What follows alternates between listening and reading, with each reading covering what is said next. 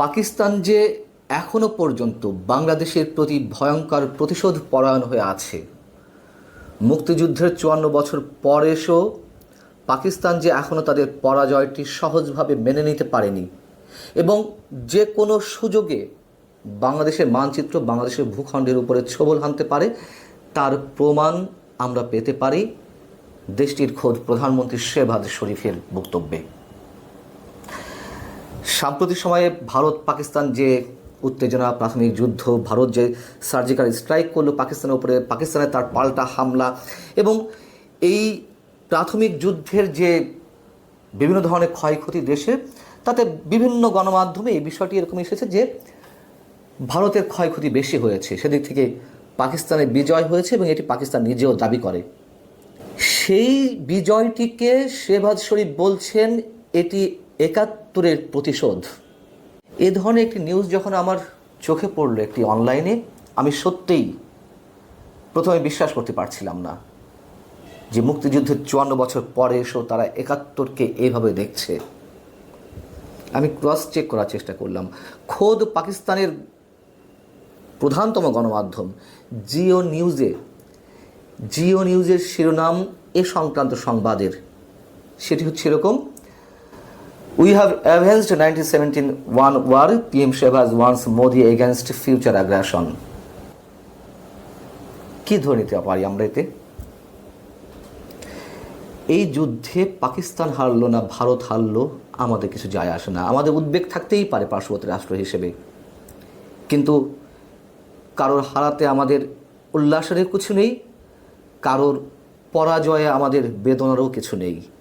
এবং পাকিস্তানের সঙ্গে সাম্প্রতিক সময়ে যে উষ্ণতম সম্পর্ক গড়ে উঠেছে বাংলাদেশের সঙ্গে, সেই উষ্ণতম সম্পর্কে আমরা আস্থা রাখব কীভাবে? বুধবার পাকিস্তানের শিয়ালকোটের পাসরুর সেনানিবাসে পাকিস্তান যে হামলা চালিয়েছে সেটির নাম দিয়েছিল অপারেশন বুনিয়ানুম মারসুস। এই অপারেশনে অংশ নেওয়া সেনাদের সঙ্গে তিনি সাক্ষাৎ করতে যান এবং সেখানে তিনি বলেন, এই অভিযান পাকিস্তানের জন্য একটি ঐতিহাসিক মুহূর্ত। কয়েক ঘন্টার মধ্যেই পাকিস্তানের সাহসী সেনারা ভারতের অপ্ররোচিত আগ্রাসনের দাঁত ভাঙা জবাব দিয়েছে।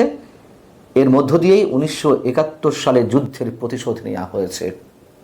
যেহেতু আমাদের মুক্তিযুদ্ধে ভারত শেষ পর্যায়ে সহযোগিতা করেছিল এবং ভারত পাকিস্তান যতই তারা এটি নিজেদের মধ্যকার যুদ্ধ হিসেবে বর্ণনা করুক না কেন, এটা তো বাংলাদেশের মুক্তিযুদ্ধ এবং আমাদের মুক্তিযোদ্ধারা, আমাদের গেরিলা যোদ্ধারা ৯ মাস, প্রায় ৮.৫ মাস যুদ্ধ করে পাকিস্তানের সেনাদের মনোবল তো ভেঙে দিয়েছিলেন, চারদিক থেকে ঘিরে ধরেছিলেন এবং শেষ মুহূর্তে ভারত সহযোগিতা করতে এসেছিল। একেবারে শেষ মুহূর্তে ৩রা ডিসেম্বর ৭১-এর তারা সেটি যেভাবেই দেখুক না কেন, পাকিস্তান বাংলাদেশকে হারিয়েছে, পুরো পাকিস্তানকে হারিয়েছে, এটি তাদের আজীবনের খেদ।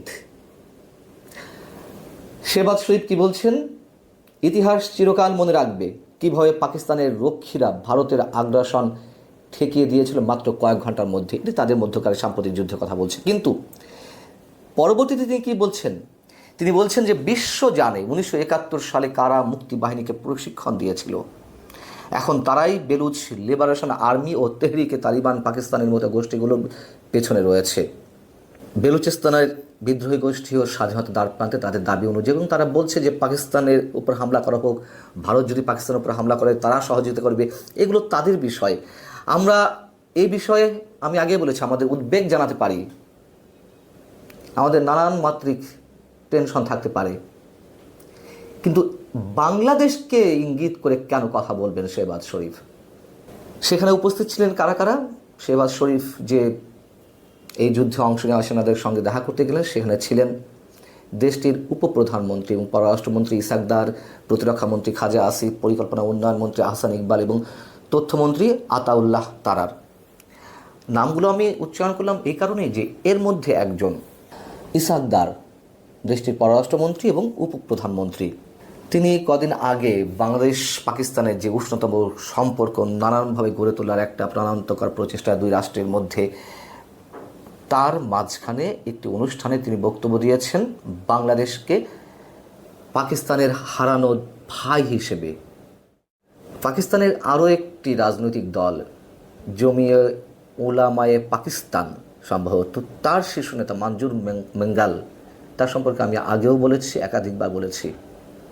তিনি যে আপত্তিকর মন্তব্যটি করেছেন, বাংলাদেশ পাকিস্তানের অংশ হবে, বাংলাদেশ আবার পুরো পাকিস্তানের চেহারায় নয়, খোদ পাকিস্তানের মূল ভূখণ্ডের অংশ হবে, এইভাবে বক্তব্য দিয়েছেন।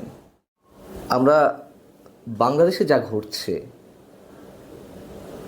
আমাদের নিজস্ব সংস্কৃতির উপরে যে আঘাত, নানান পর্যায়ে সাংস্কৃতিক কর্মীদের উপরে হামলা, সাংস্কৃতিক সংগঠনের উপরে হামলা, খোদ এনসিপি জাতীয় নাগরিক পার্টির মঞ্চে জাতীয় সঙ্গীত গাওয়ার প্রতিবাদ করল একটি অংশ। তারা কি সব স্লোগান দিচ্ছিলেন আপনারা জানেন। গত মঙ্গলবারও বগুড়ায় সমবেত কণ্ঠে উদীচীর যে জাতীয় সঙ্গীত পরিবেশনের আয়োজন, সেখানেও তারা বাধা দিয়েছে। উদীচীর কার্যালয় ভাঙচুর করা হয়েছে। শাহবাগে একটি সাংস্কৃতিক সামাজিক সংগঠনের উদ্যোগে জাতীয় সঙ্গীত গাওয়ার সময় তার সামনে স্লোগান দেওয়া হয়, ভারতের দালালেরা হুঁশিয়ার সাবধান, রয়ের দালালেরা হুঁশিয়ার সাবধান, ঢাকা না দিল্লি, ঢাকা ঢাকা। এই স্লোগানের সাথে কেন উচ্চারণ হয় না ঢাকা না দিল্লির সঙ্গে ঢাকা না পিন্ডি, ঢাকা ঢাকা, মার্কিন না ঢাকা, ঢাকা ঢাকা বললে সবকটাই বলতে হবে। আমরা সব ধরনের আগ্রাসন, সব ধরনের আধিপত্যবাদ, সব ধরনের সাম্রাজ্যবাদের বিরুদ্ধে। আমরা কেবল পাকিস্তান নয়, শুধু ভারত নয়, সব কিছুর বিরুদ্ধে, বাংলাদেশের পক্ষে। কেন সেটি সেভাবে উপস্থাপন করা হয় না? মুক্তিযুদ্ধের কথা বললেই আওয়ামী লীগের দালাল হয়ে যাবে, মুক্তিযুদ্ধের কথা বললেই ভারতের দালাল হয়ে যাবে, আমার জাতীয় সঙ্গীত গাইলেই ভারতের দালাল হতে হবে। এগুলো কোত্থেকে আসছে? এবং যে বিষয়টি নিয়ে এখনো কেউ পর্যন্ত কথা বলেনি, শুধু আমি একাধিকবার বলেছি, এই বাংলাদেশে কেন মোহাম্মদ আলী জিন্নাহকে জাতির জনক ঘোষণার দাবি তোলা হয়, কোন দুঃসাহসে তোলা হয়? এগুলো কি সবই একই সূত্রে গাথা? আমি দেখলাম যে শেহবাজ শরীফ যে মন্তব্য করেছেন, সেটির প্রতিবাদ এখনো পর্যন্ত কোনো রাজনৈতিক দল করেনি। সেটির প্রতিবাদ আমাদের সরকারের পক্ষ থেকে এখনও করা হয়নি। আমাদের সরকারের পক্ষ থেকে, ডক্টর মোহাম্মদ ইউনূস সরকারের পক্ষ থেকে কি এটা কোনো প্রতিবাদ জানানো হবে যে এর মধ্যে কেন বাংলাদেশ প্রসঙ্গ টানা হচ্ছে, কেন ৭১কে টানা হলো? এবং এও খেয়াল করলাম যে এই নিউজটি বাংলাদেশের তেমন কোনো গণমাধ্যমে প্রচার হয়নি বা প্রকাশ হয়নি। কারণ কি?